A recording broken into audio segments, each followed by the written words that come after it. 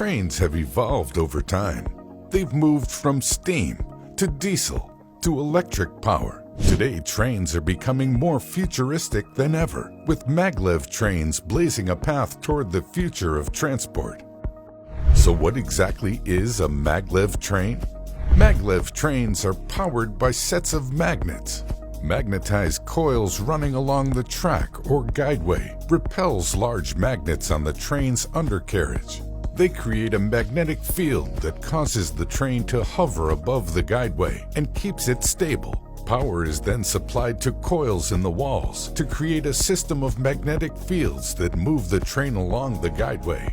The electric current is constantly alternating to change the polarity of the magnetized coils. This change in polarity causes the magnetic field in front of the train to pull the vehicle forward, while the magnetic field behind the train adds more forward thrust. To make this possible, maglev trains are equipped with superconducting magnets. When cooled to extreme temperatures, they're able to generate magnetic fields strong enough to suspend and propel a train car forward at very high speeds. The main advantage maglev trains have over their traditional counterparts is in their theoretical speed limit. Suspending a train above its tracks eliminates one bottleneck for its speed: friction. With this limitation removed, maglev trains are able to reach much faster peak speeds. To illustrate just how fast maglev trains can be, let's look at Japan's bullet trains. While they've long held a reputation for high speeds, their maglev variants are even faster.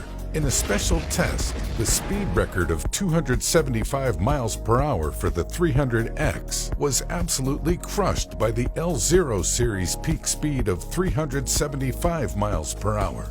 Now let's move on to China, where the prototype of a new maglev train that could reach top speeds of 385 miles per hour was unveiled in January 2021. And yet that's not even scratching the surface of how fast we can get maglev trains to go. Even with friction out of the way, maglev trains still have one major limiting factor to their speed: drag or wind resistance. So what if we took air out of the equation altogether? This is where the vac train comes in. These are maglev trains situated inside evacuated tubes or sealed tunnels with nearly all air sucked out of them.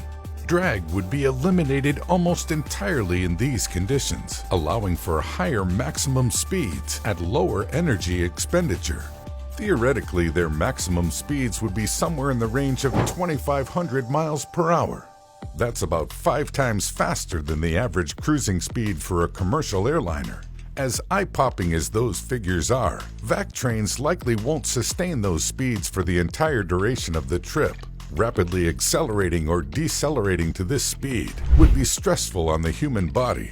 Instead, they would spend half the trip accelerating more slowly to a maximum speed, then spend the second half of the trip slowly decelerating. Vac trains are gradually coming into reality. In 2013, Elon Musk proposed the Hyperloop, a train system with a similar operational principle to the vac train.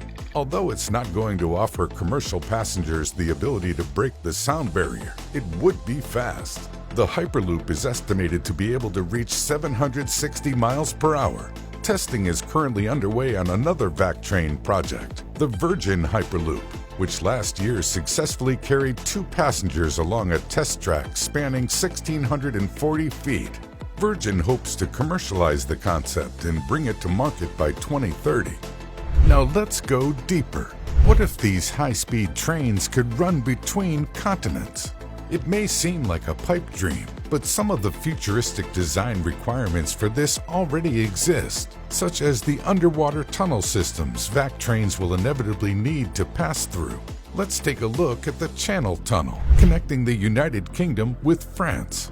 Most of its length of 31 miles is underwater. The Channel Tunnel took about 6 years to build and cost almost $6 billion.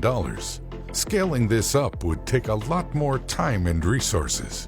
In 2014, China proposed a train line that would start in northeastern China, traverse Siberia, pass through a tunnel in the Pacific Ocean, cut across Alaska and Canada, and reach the continental United States. The project is estimated to cost over $200 billion, requiring thousands of miles of new railway infrastructure to be built, including a 64-mile section under the Bering Strait. It is speculated that this line could take anywhere from 12 to 15 years to complete, and in the meantime, we'll have to make sure our VAC trains can travel at this scale. But all of this being said, wouldn't futuristic, high-speed train systems be a magnificent sight to behold in our ever-expanding, technology-driven world?